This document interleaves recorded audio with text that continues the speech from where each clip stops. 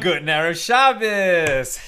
Take 2 on Facebook. Welcome everybody on YouTube. For the first time, I forgot to hit the button before, and I apologize for that, and that's why we're a few minutes late today. How's everybody doing? Let's light up the darkness. One of these days, I'll have a producer and a studio, and I'll just come in and teach and all this other stuff I won't have to worry about. Won't that be nice? Well, I'm also kind of, I like to fix things around the house, so I probably wouldn't be happy then either. I want to get my hands on the stuff. Anyway, how's everybody doing? Who's in the house? Sharon in New Jersey, Carla in Brazil, Bill. And now back after a brief word from our sponsors. Shalom from mid-Missouri. Where was I? Gordo in Scotland. Hello again. Shandora in the Bronx. Joe in the Inland Empire. Steven says shalom. Karen in Northern California. Welcome.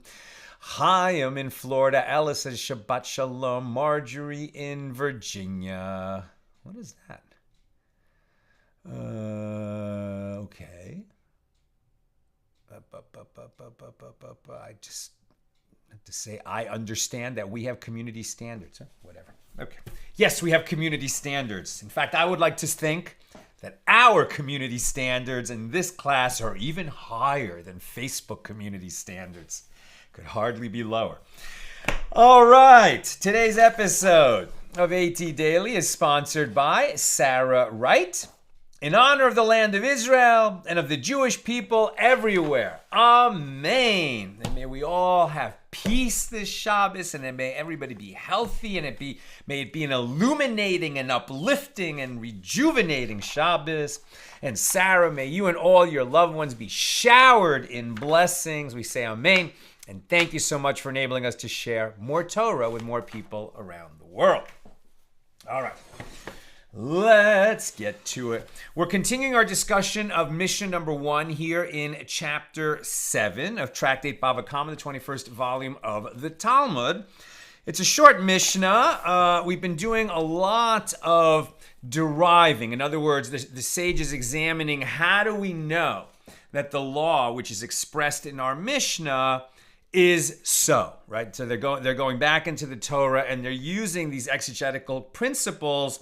And we saw this comparison between, what's the word I'm looking for? Right, there's generalization, detail, and generalization versus amplification, restriction, amplification, right? And so amplification, Rabbi Akiva, restriction, amplification, and generalization, detail, generalization, which is a principle from Rabbi Yishmael. And basically what we have is when we see in the Torah that there's a law expressed which is somewhat general, can include multiple cases, and we're not sure which cases to include and which not.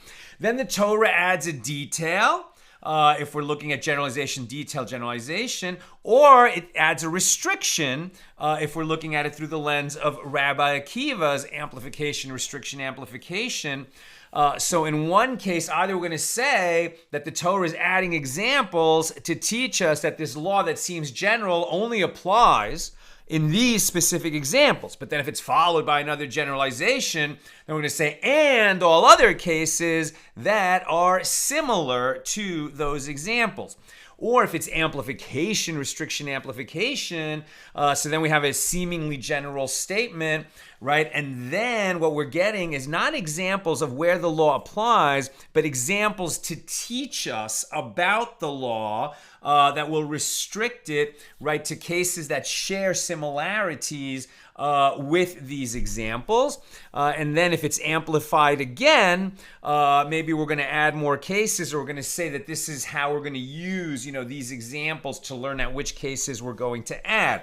They produce similar results, but not the same. And that's why it's important. Now, our Mishnah number 1, let me reread that to us. The principle of double payment applies more broadly than the principle of fourfold or fivefold payment, right? If a thief steals something and he gets caught, rather than he just, fesses up and makes an atonement, if he just fesses up, then he returns what he stole and maybe he has to add a 20% sort of penalty. But if he's caught and he has to make restitution, then he has to return what he stole and that value again, right? So it's the twofold payment, twice what he stole. If he happens to have stolen a sheep and then he sells it or slaughters it, now the restitution he has to make is fourfold. And if he took an ox and he sells or slaughters that, gets caught, the restitution is fivefold. Right, so the principle of double payment applies more broadly than the principle of fourfold or fivefold payment, as the principle of double payment applies both to the theft of something that is alive and to the theft of something that is not alive, right? Not only animals, but objects that you steal, and including money. But the principle of fourfold or fivefold payment applies only to the theft of an ox or a sheep, as it is stated, if a man steal an ox or a sheep and slaughter it or sell it, he shall pay 5 oxen for an ox and 4 sheep for a sheep. And then the Mishna adds a limitation on this, that one who steals from the thief, right? Somebody who steals an object that is already stolen does not pay the double payment to the thief, or even to the prior owner, presumably because the thief who stole from the original owner, he owes the double payment. Okay, so that was our Mishnah that we're continuing our discussion of. So now we pick it up right at the top of page 64a. So when the verse states sheep, a sheep is thereby stated explicitly. Therefore, the detail of ox cannot be written to include specifically items that can be sacrificed on the altar. For example, sheep, right? We're looking at what are the attributes that the examples that are given in the Torah share, and what are we learning out? So are we saying that the twofold payment only applies when there's animals that are stolen? We've already seen that that's not so, but now we're proving it. If we're going to say it's animals are included, which kinds of animals? They don't say mammals, right? But they might say animals that are fit for the altar, the kinds of animals that are sacrificed. But then if we bring in a donkey was never sacrificed in the Holy Temple, but the firstborn of a donkey was consecrated and had to be redeemed or go through a redemption process. And so what about birds? And then what about fish? And then we said also that there's a garment, right? That's in the Torah. It says an animal or a garment when we're talking about the twofold payment. And that's how we are going to bring in all other objects. But we're going to go very step by step. Right? So when the verse states sheep, a sheep is thereby stated. How do I realize the meaning of the word theft, i.e. what is the category of items derived from the detail and generalization? It must be that it serves to include all types of items in the requirement of double payment, living and non-living. Now, the Baraisa that we've been discussing at the end of yesterday continues to analyze our verse from the Torah. So let the verse state only ox, sheep, and theft. And in that manner, everything would be included. Right, so once we know an ox and a sheep are both animals that are fit to be sacrificed on the altar, they're both kosher animals. So when you state both of them, it must be to amplify not just, animals fit for the altar, not just domesticated animals. It must mean much more. How much more? Are we going to just say all animals fit for the altar? Are we going to say all animals? Are we going to say all domesticated animals? Are we going to just say all objects that get stolen? Right? These are different points of view that are going to enter the debate. All right, so let the verse state only ox, sheep, and theft. And in that manner, everything would be included. Why is it necessary to add donkey? So had the verse been written in this manner without donkey, I would have said, just as the items mentioned in the detail, meaning ox and sheep, are clearly defined as items that are subject to being sacred with the sanctity of the firstborn. So too, any item that is subject to being sacred with the sanctity of the firstborn is subject to double payment, but not other items, right? The firstborn male, if the firstborn offspring of a kosher animal is a male, that has to be sacrificed as a bechor, and is not something that you keep for yourself. That's what, that's a law in the Torah. So this is when the temple is standing and we're making sacrifices, which we haven't in 2,000 years. But when the third temple comes, we will see if the laws of sacrifices are restored or not. That's also something that's been debated over the course of Jewish history. Let's keep going. So what is there for you to include in this category? A donkey, right? A donkey is not sacrificed, but the firstborn is consecrated. So when the verse says donkey, a donkey is thereby stated explicitly. Therefore, the details of ox and sheep cannot be written to include specifically items that are subject to being sacred with the sanctity of the firstborn, since a donkey teaches that. So how then do I realize the meaning of the word theft? I.e., what is the category of items derived from the detail and generalization? It must be that it serves to include all types of items in the requirement of double payment. So the Baraisa continues to analyze the verse, and let the verse state only ox and donkey and sheep and theft, and in that manner all items would have been included. So why is it necessary to write the word alive? Had the verse been written in this manner, I would say, just as the items mentioned in the detail, ox, sheep, and donkey, are clearly defined as items that are animals, so too all animals are subject to the double payment, but not inanimate objects. So what is there for you to include in this category that is not already listed? Animals other than oxen, sheep, and donkeys. So when the verse states the term alive, animals are thereby stated explicitly. Therefore, the details of ox, sheep, and donkey cannot be written to include animals. Right? Once you said things that are alive, so what are ox, sheep, and donkey adding to the category? So how then do I realize the meaning of theft? I.e., what is the category of items derived from the detail and generalization? It must be that it serves to include all types of items in the requirement of double payment. And that's the end of the Baraisa. Now, there are several puzzling elements of the halakhic exposition of the verse that we just saw in that Baraisa, and the Gemara now seeks to explain it in detail. So the master said in the Baraisa above, let the verse state only ox and theft. And the Gemara objects, are ox and theft written in the verse in this order as a generalization and a detail? No, it is theft and then ox that is written. Consequently, the verse contains a generalization and a detail, in which case the generalization is understood to refer only to that which is specified in the detail.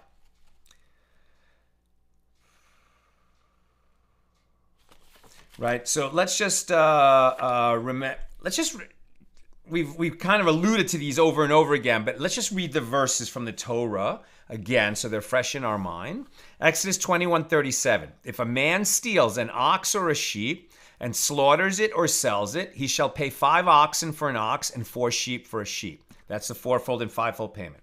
If the theft shall be found in his possession alive, whether it is an ox or a donkey or a sheep, he shall pay double. That's the verse of the double payment. If a man gives his neighbor money or vessels to safeguard and it was stolen from the house of the man, if the thief shall be found, he shall pay double. Now we're bringing in the Bailey. If the thief shall not be found, the owner of the house shall approach the judges to determine if he misappropriated his neighbor's goods. Right?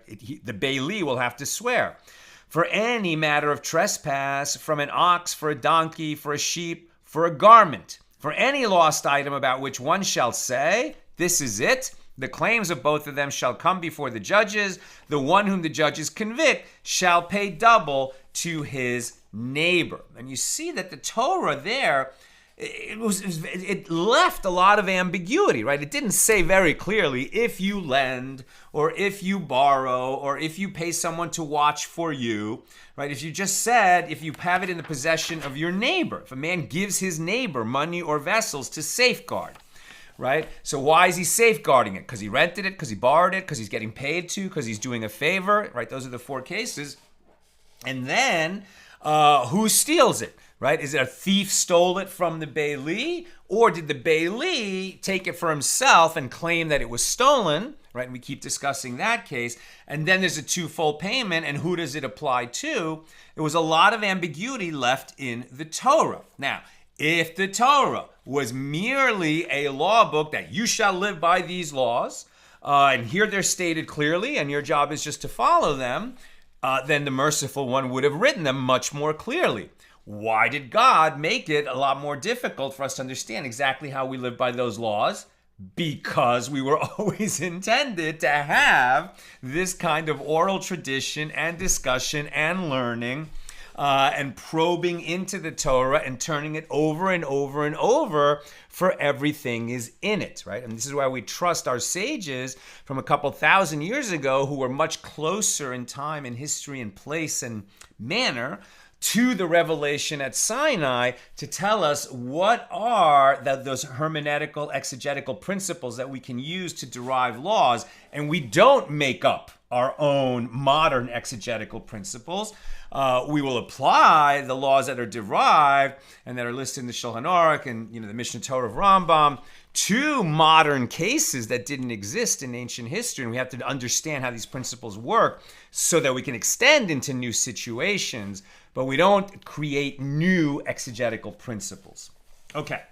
So with that background, now this should make a little bit more sense, right? So there's some puzzling elements of the halachic exposition of the verse in this Baraisa. The Gemara now seeks to explain it in detail, and the Master said in the Baraisa above, let the verse state only ox and theft. And the Gemara objects, no, ox and theft are not listed in that order. Rather, theft precedes ox. Consequently, the verse contains a generalization and a detail. The generalization is theft, and then ox is the detail, in which case the generalization is understood to refer only to that which is specified in the detail. And if you would say that the Baraisa is saying that this would be the case had the verse stated the words in this manner, i.e., had the verse stated ox and then theft, then all items would have been included. So how can you proceed to say, just as the item mentioned in the detail, ox, is clearly defined as an item that can be sacrificed on the altar, so too everything that can be sacrificed on the altar is subject to the double payment? Is that what we're going to say? Ox is a detail and theft is a generalization, and according to the rules of hermeneutics, in such a case, the generalization adds to the detail and all items are included, not just the items that resemble the detailed item. So rather, the Baraisa must be saying that the verse should be analyzed as it is actually written. First theft and then ox. So accordingly, how can you then proceed to say that all items would be included? Or, just as the item mentioned in the detail is clearly defined as an item that can be sacrificed on the altar, as the Baraisa states. And this analysis is applicable only when there is a generalization and a detail and then a generalization. So in this verse, theft is the first generalization and ox is the detail. So the rules of hermeneutics state that when there is only a generalization and a detail, there is nothing included in the generalization other than what is listed in the detail. So in this case, one would necessarily conclude that if one steals an ox, yes, he is liable to pay the double payment for stealing it. But if one steals anything else, no, there is no double payment. That's if it was just generalization followed by detail. But since there's going to be another generalization, we're going to open it back up. Now, Rava stated an explanation of the Baraisa. When the Tana suggested, let the verse say ox and theft, and similar suggestions, he was relying on the word alive at the end of the phrase. He considered that this word adds a generalization after the detailed items, anything that is alive. And therefore, he was saying that the phrase is to be treated as a generalization, detailed generalization.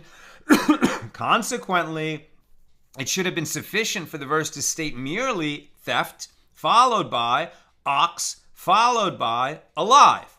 But the Torah specified further items. What do we learn from them? And the Gemara questions this explanation. But the latter generalization is not similar to the first generalization. The first generalization, theft, is so general that it includes all items, whereas the latter generalization, alive, includes only animals. So consequently, the rule of a generalization, detailed generalization, should not apply. And the Gemara responds, this Tana, the author of this Baraisa, is of the school of Rabbi Yishmael, who expounds generalization and details in a case like this. Even if the first generalization and the latter generalization are dissimilar, he interprets the verse as generalization, detailed generalization, which expands beyond the scope of the final generalization. So Rava continues his explanation of the Baraisa, and this is what the Tana found difficult at the end of the Baraisa. Why do I need the beginning of the verse to state, if the theft shall be found? Now, in Hebrew, that's chematze timatze. Right? So often, it doesn't really render in English when we have a doubling of a verb. Right? There's going to be a slight syntax difference, but it's the same verb being doubled, which is often translated as indeed, right? Like, he will go, indeed he will go. Or, like lech lecha, go and get yourself on the road when God commands Abraham. But in Hebrew, it's much more poetic and has this sense of, go and get going, right? And why is it doubled that way?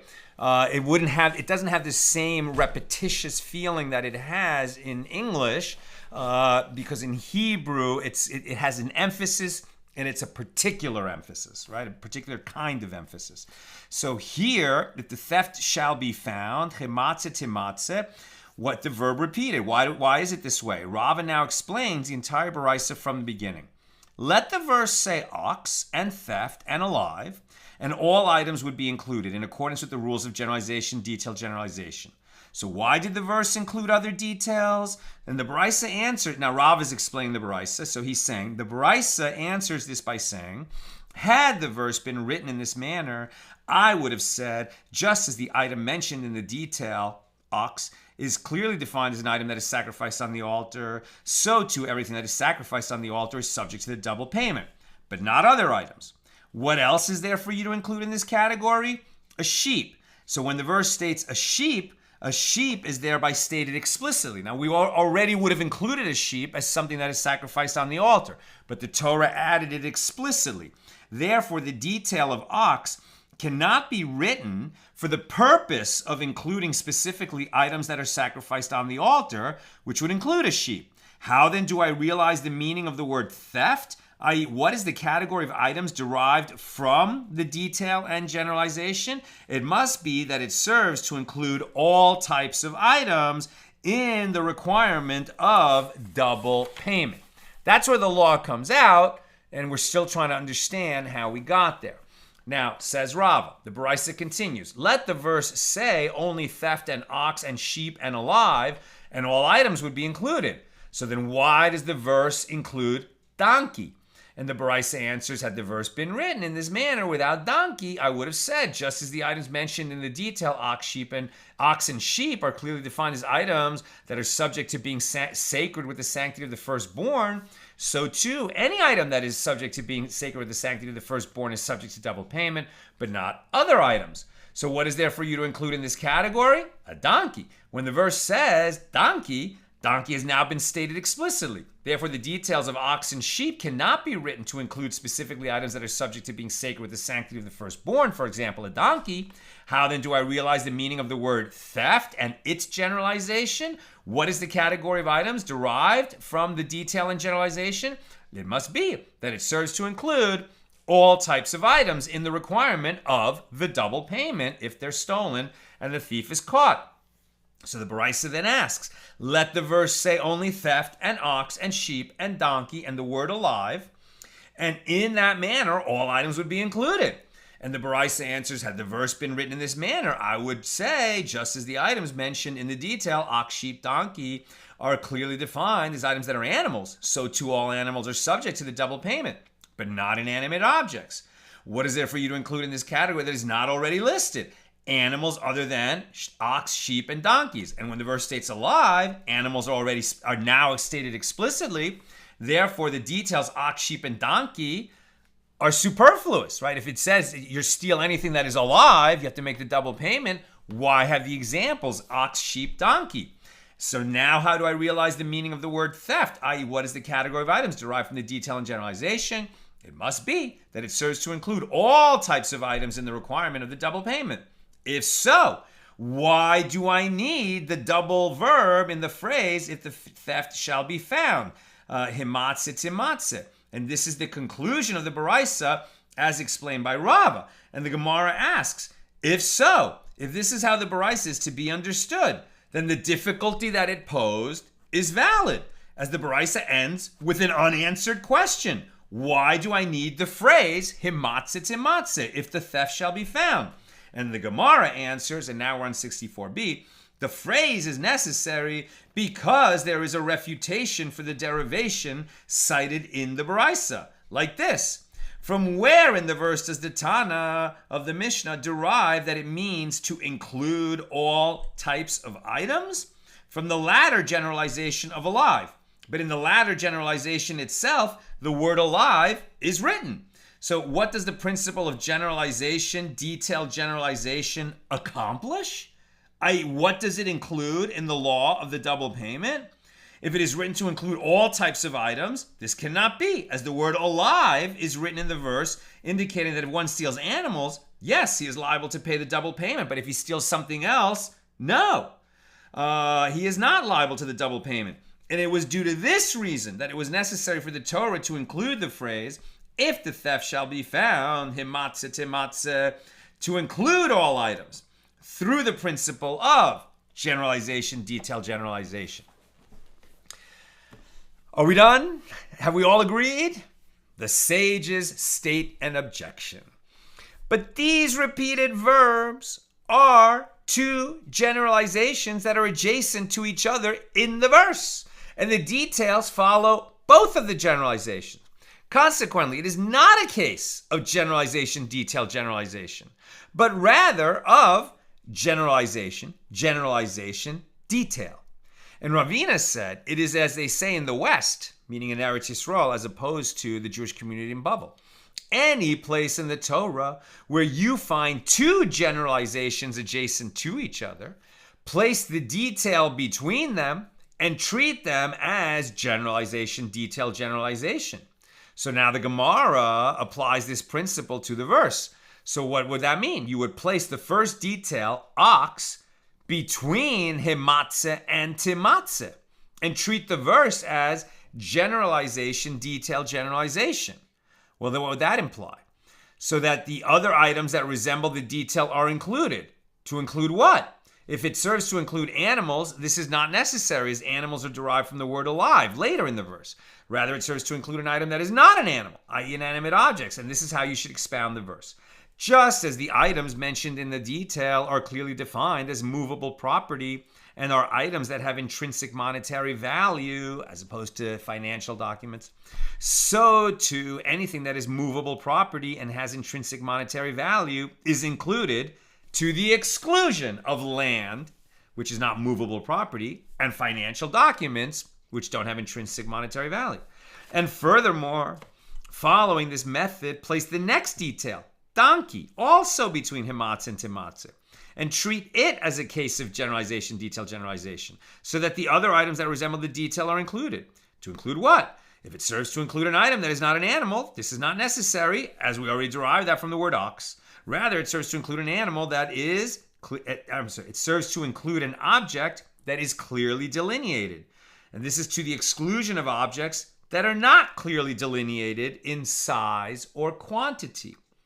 And the Gemara asks, if that is so, if this is the correct way to analyze the verse, why do I need the verse to state sheep? There is nothing left to include.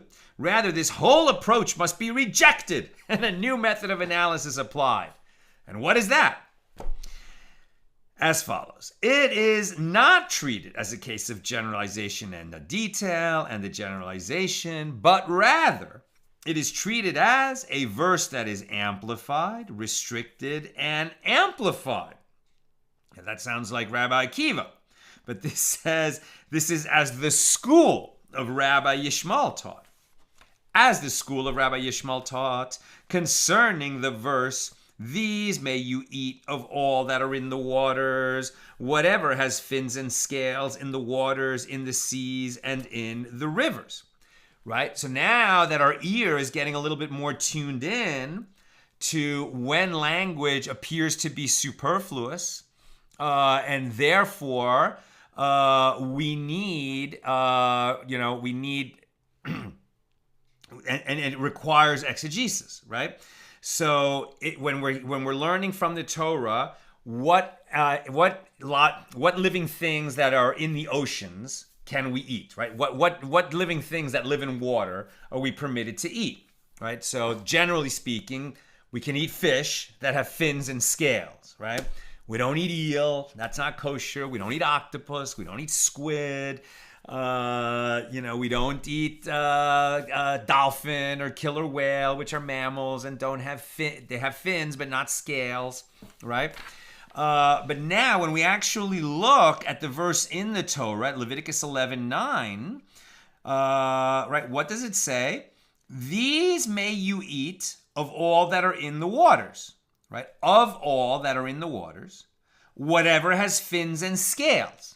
Now, it could have stopped right there, and we would get, okay, if it has fins and scales, then it's kosher to eat. But the Torah adds more language. It said, these may you eat of all that are in the waters, whatever has fins and scales. In the waters, in the seas, and in the rivers. Now, why does it add in the waters, in the seas, and in the rivers? That's totally superfluous language. It must be that the Torah is teaching us something that is not immediately obvious, but with the help of our sages, we're going to understand it. Right? So the verse states, in the waters, right? It repeats the phrase, in the waters. It says that twice. And only afterward lists the details of seas and rivers. So this is not expounded as a generalization and a detail and a generalization, because the detail does not appear between the generalizations. So rather the verse is amplified and then restricted and then amplified, and thereby amplified the general category waters to include everything except for seas and rivers. And so the specific matter excluded in the restriction, here too, since the two generalizations are written before the details, is expounded as an amplification, restriction, and an amplification. So what do the generalizations himatze and timatze in our law of theft include? Do they not include all items? If so, why do I need all these details of ox, sheep, and donkey?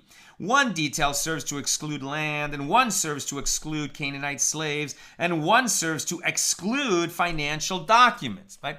It's a totally different way of thinking. Why is that detail included? Not to teach you something about it, right? Because everything was already included in the law of theft.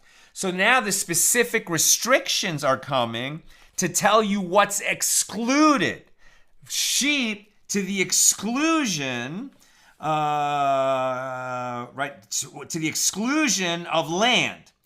Or ox to the exclusion of land, sheep to the exclusion of Canaanite slaves, which are often compared to land, and donkey to the exclusion of financial documents, right? Completely different way to understand why the detail is being given after the generalization. So rather, why is the restriction given after the amplification?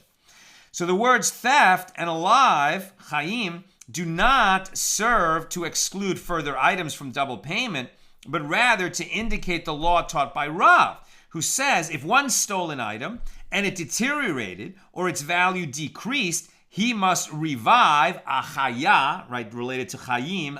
In other words, what you stole is alive, even if it's an inanimate object, in the sense that you have to restore it to the owner in terms of the value that it had when you took it. Right, a Rav who says if one stole an item and it deteriorated or its market value decreased, he must revive, achaya, the principal to the value it had as of the time when he stole it, i.e. he must repay the owner according to the value of the item at the time that it was stolen. Until this point, the Gemara has been discussing the source of the obligation of a thief to pay the double payment according to the Baraisa that we encountered on page 63b, that maintains that both verses, Exodus 22, 6 and 7, are referring, right, not to the thief who stole from the owner, but rather to the Bailey, the one entrusted to safeguard the item, who then falsely claimed that it had been stolen from him, and that's why he can't return it. He's like a thief, but not exactly the same, right? He was asked to safeguard it, and then he didn't do a good job. He kept it for himself, or he consumed it, or he lost it, or something, and then he falsely claimed that it was stolen from him, right? So one view was that one of these verses refers to the thief, who has to make the twofold payment, and the other one refers to this Bailey who swears a false statement. But there was another view that both verses refer to the Bailey who makes a false statement, and we learned the twofold payment of the thief from another verse in the same area of the Torah. Now, the Gemara asks, so now, according to the one who says that one of the two verses is speaking about a thief, and one verse is speaking about a Bailey who falsely states the claim that a thief stole from him, and he derives that a thief himself must pay the double payment from the phrase, if the thief shall be found, at Exodus 22:6. So what does he derive from this verse, if the theft shall be found, in Exodus 22:3? And the Gemara answers, the one who views it this way requires this verse for the law of Rava bar Achilai. As Rava bar Achilai says, what is the reason for the law of Rav, who says one who admits he is liable to pay a fine is exempt, even if afterward witnesses come and testify to his liability? As it is written, if the theft shall be found, himatze timatze, which indicates that if it is found, himatze, through witnesses, that he is liable to pay the fine of double payment. It will be found, timatze, that the fine will be enforced by judges. And this excludes from double payment the case of one who incriminates himself by admitting his liability before any witnesses testify concerning him. And the same is applied to all cases involving fines. A fine, a penalty, which goes beyond restitution of that which was lost or stolen, is something that the Torah applies, as a kind of, to discourage people from doing these transgressions, with a further incentive. But if the one makes an atonement and confesses willingly, right, without being forced, without being caught, without witnesses testifying against him, then he still has to make restitution, but the fine does not apply to him. And the Gemara asks, according to the one who says that both verses are speaking about a Bailey who falsely states the claim that the thief stole the deposit, and the one who interprets this way applies this verse, if the theft shall be found, he applies it to the thief himself. So then from where do we derive that one who incriminates himself is exempt from paying double payment or any other fine? And the Gemara answers, he derives it from the verse, the one whom the judges convict shall pay double to his neighbor, at Exodus 22:8, which indicates that only one who is convicted by the judges on the basis of testimony must pay double, but not the one who incriminates himself. So can you guess where this is going? If there's two ways to interpret this set of verses, and they need to learn out the same laws, but they're learning them from different phrases within the verses. Well, then the one who learns it from this phrase, what does he do with the phrase that the other one learns that law from? So the Gemara continues its line of questioning. And according to the one who says that one verse is speaking about a thief himself, and the other verse is speaking about a Bailey who falsely states the claim that a thief stole the deposit, who derives from, if the theft shall be found, that one who incriminates himself is exempt from payment of the fine, what does he expound from the verse, the one whom the judges convict shall pay double to his neighbor? Well, the one who interprets it that way could have said to you, that verse is necessary to teach that one who admits his liability to pay a fine is exempt from payment if witnesses never come to testify against him. If the theft shall be found indicates that even if witnesses do come after he admitted his liability, he is exempt from paying the fine. And the one who says that both verses are speaking about a Bailey who falsely states the claim that a thief stole the deposit from him, and as explained previously, derives from the phrase, if the theft shall be found, that a thief is required to pay a double payment.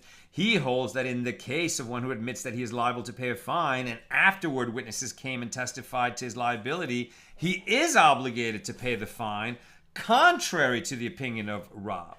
And the Gemara asks, and according to the one who says that one verse is speaking about a thief himself and one verse is speaking about a bailey who falsely states the claim that a thief stole the deposit, who derives the law of double payment from a thief from there, i.e. from the verse, if the thief shall be found at Exodus 22:6, well, for that one, there is a difficulty.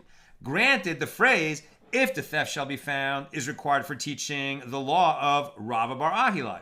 But why do I need all these details? Ox, donkey, sheep, and alive. All the items excluded from the double payment, such as land and slaves, are already derived from a different source. And the Gemara answers, this may be explained in accordance with what the school of Rabbi Yishmael taught. As the school of Rabbi Yishmael taught, any passage that was stated in the Torah and was then repeated, was repeated only for the sake of a matter that was introduced for the first time in the repeated passage. Right? Now that's a good general principle to understand, that if the Torah repeats language that we could have understood the law without the repetition, it must be that the repetition is introducing a new law. And that is, sometimes the Torah repeats an entire passage just for the sake of a single new detail. And the single new detail derived from this passage is the law that one who admits that he is liable to pay a fine is exempt from paying the fine, which is derived from the words, if the theft shall be found. And so the Gemara asks, but since the two cases of a thief and a bailey who falsely claims the deposit was stolen are juxtaposed, but since the two cases of a thief and a bailey who falsely claims the deposit was stolen, since these two cases are juxtaposed, as their obligations to pay double payment are expressed in consecutive verses, say that a thief himself is not obligated to pay double payment unless he falsely confirms his innocence with an oath, just as a bailey is liable to pay double payment only under these circumstances. Should we learn out from the juxtaposition that just as the bailey is only subject to the double payment if he swears falsely that a thief stole from him, so perhaps the thief is only liable to the double payment, not if witnesses came and say he stole it, but also if before the witnesses came and said that, he took an oath swearing that he didn't steal it. Maybe in the absence of such an oath, he doesn't have to make the double payment. And the Gemara answers, this cannot enter your mind. As it is taught in a Baraisa, Rabbi Yaakov says that the phrase, if the theft shall be found, he shall pay double, indicates that a thief pays double even without taking an oath. And Rabbi Yaakov elaborates, do you say the verse obligates every thief, even without his taking an oath? Or perhaps it is speaking only of a thief who falsely confirms his innocence with an oath? You must say the second possibility was not the Torah's intent. So the Gemara asks, what is the meaning of the phrase, this was not the Torah's intent? What is the proof that the Torah could not have meant that only a thief who falsely confirms his innocence with an oath pays the double payment?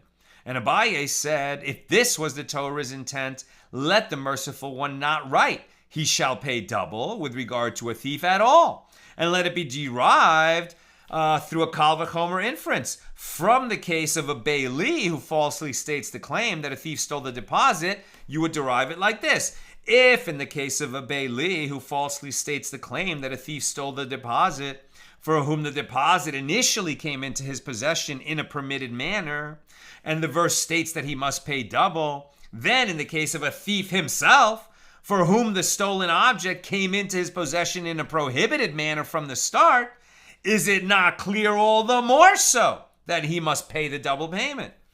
But then why do I need the words, he shall pay double, which the merciful one wrote concerning a thief himself?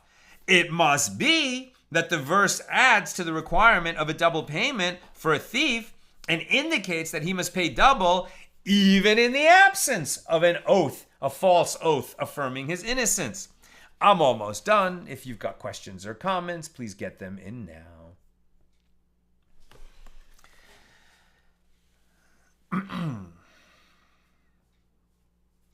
So the Gemara asks, and does this verse, which states, if the theft shall be found, and concludes, he shall pay double, come for this purpose?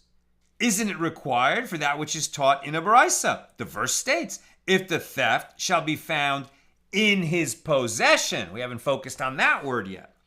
From the term in his possession, yado, right, meaning in his hand,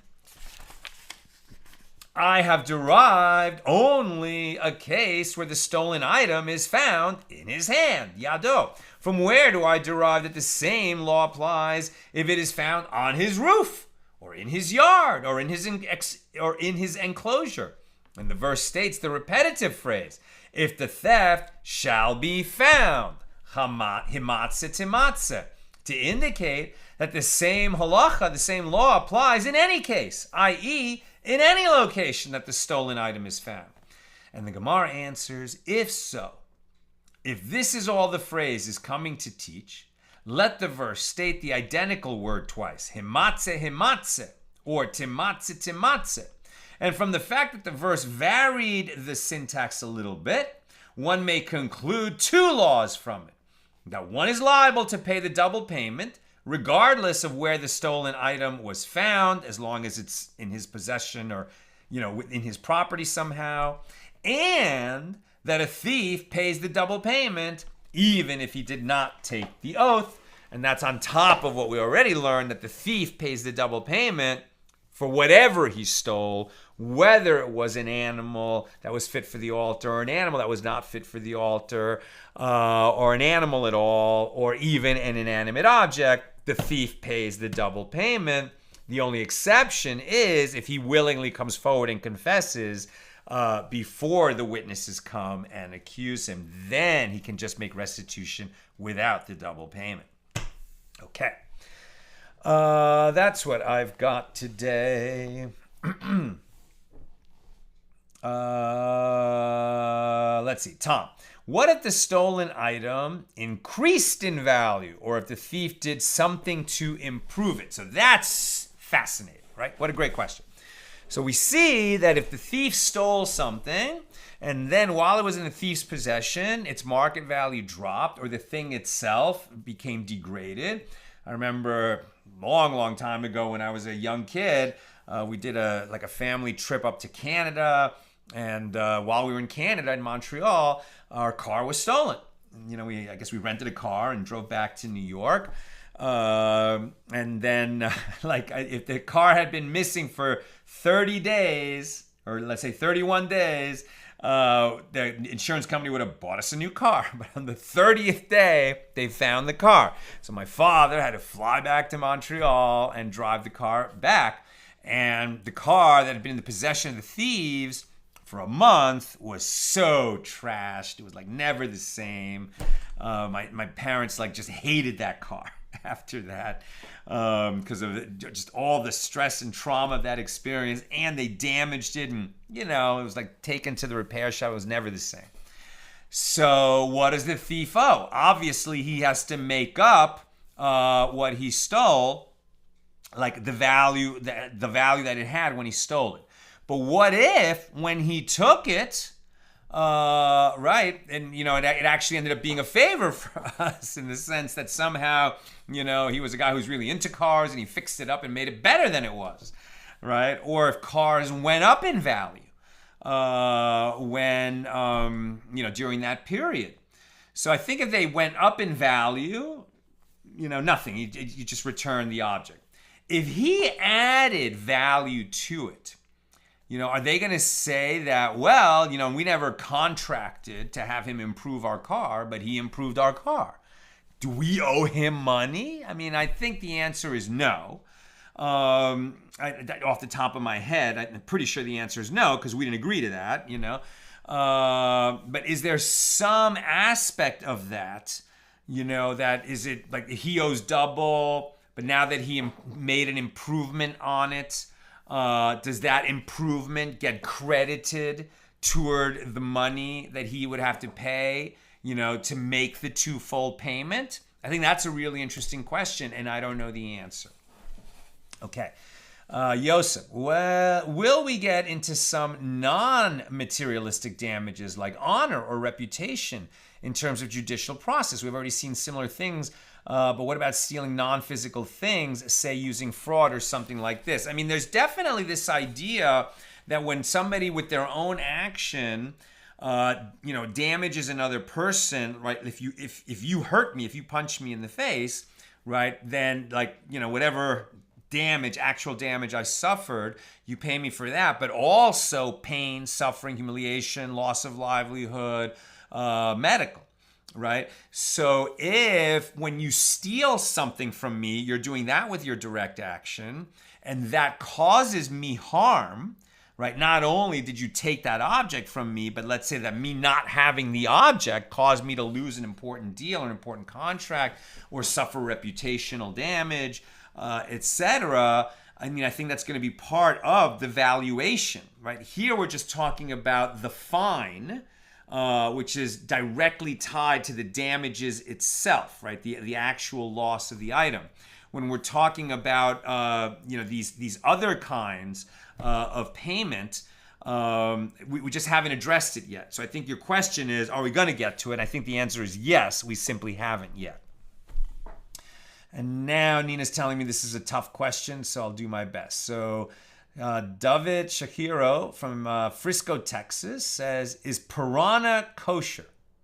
Wiki said piranha, and even barracudas are kosher, yet they are scavenger species. Tuna, for example, have very few scales, yet nevertheless are considered a kosher fish. Although many kosher fish are completely covered with scales, halakha requires only a minimum number of scales to accord a fish kosher status. So yeah, I've definitely not made any kind of a deep dive on this. I mean, most fish eat other fish, right? I think 9/10 of the fish population in the ocean ends up getting eaten by another fish. So the question of, this idea that, well, if it eats dead things, it must not be kosher. I don't think we know that, right? We don't know that when it comes to fish. One might speculate that the reason that lobster is not kosher or crabs or something is because it's kind of a bottom feeder. But no reason like that was given by the Torah, right? The Torah just says what it says, and we do it because God said so. It's fins and scales, right? We need fins and scales. So if we're going to say that some fish species, tend to eat more dead fish than others, is that going to affect their kashrus? Man, I don't think so, but I don't know. But this is definitely above my pay grade. So good question, and let me know what you find. That's what I've got for us today. And with God's help, may we all have a peaceful Shabbos, a beautiful Shabbos, an uplifting Shabbos. Today is the yahrzeit of the Alter Rebbe, who is the founder of Chabad Hasidism, and whose legacy is just astounding, right? Just astounding. He also wrote a Shulchan Aruch, Code of Jewish Law, which is almost as respected and certainly as widely used as the Yosef Karo Shulchan Aruch. But also, he just inspired. He was the first Chabad Rebbe and inspired, the Chabad movement, which not only counts just a very large number of people in that movement, practicing Chabad Hasidism, but, left a legacy of this idea of turning our light outward, right? And in fact, that's why the Chabad tefillin is wrapped differently than other traditions, right? Like just a standard Ashkenaz tefillin, it's wrapped inward around the arm as the leather strap goes. In Chabad tefillin, there's slight differences in the tefillin itself and the way it's tied, but one of the big differences is that the straps are wrapped outwardly. And it's this idea of sharing our Jewish wisdom, sharing what's beautiful in Torah, and bringing it to Jews everywhere and to people everywhere. Right, and then eventually the sixth Chabad Rebbe, the Frierdiker Rebbe, really started to have a very sharp and keen interest in Jews that were disconnected. And the seventh, final Chabad Rebbe, known familiarly as the Rebbe, that's his portrait back there. Just made it the mission of Chabad to send emissaries everywhere and to make Torah and to make Yiddishkeit available widely. Really has changed the world in so many ways because of that. So that all goes back to the Alter Rebbe. We honor him, and he's inspired me, and Chabad Hasidism has inspired me in so many ways. And so may his neshama his aliyah he's already at such a high level in the world of souls, but may he go even higher. May he go even higher. And I look forward to meeting him when Mashiach comes and the dead are resurrected. Have a great Shabbos, my holy sisters and brothers. I look forward to learning with you tomorrow night, Saturday, approximately 7:15, 7:30. Now, of course, Shabbat is ending later and later, but I'll try to get on the air by about that time. Good Shabbos.